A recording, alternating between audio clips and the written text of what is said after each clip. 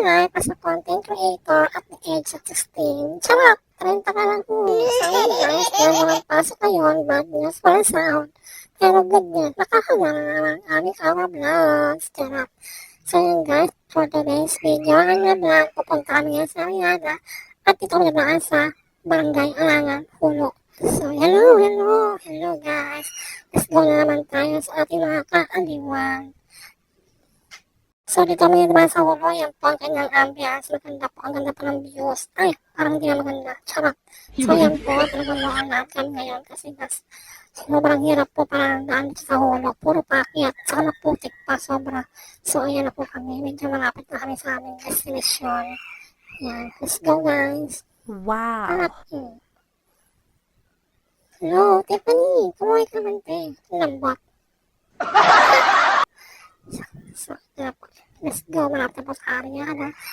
Yan, dito na kami sa aming bakod at gate sa Encantadia. Papunta sa aming kubo. So, let's go. Umakit kami dyan ng 10:30. Naharapan kami ng 1:30 ng hapon. Sobrang hirap. Sobrang tagal ng daan talaga.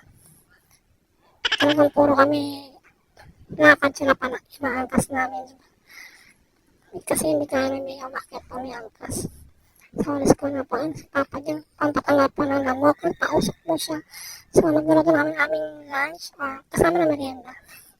Kaya na po ang tuyo. Puro po tuyo sa itlog. So, masarap niya na pag umuulan sa Ariada. So, si Maring Tiffany po ang hiwa. Ang aming transgender. Diba? Kailangan sumayaw para sa mga pang ginagawa. Diba? Sarap. So, let's go guys. Let's eat. Kain na tayo. Magkutom na kami sa aming paglalakbay. Yan.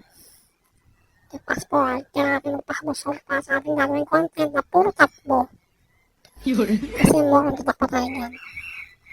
Kaya binabusog ko sila. Bus talaga. Talagang dalawang sa akin na kaldero dyan guys.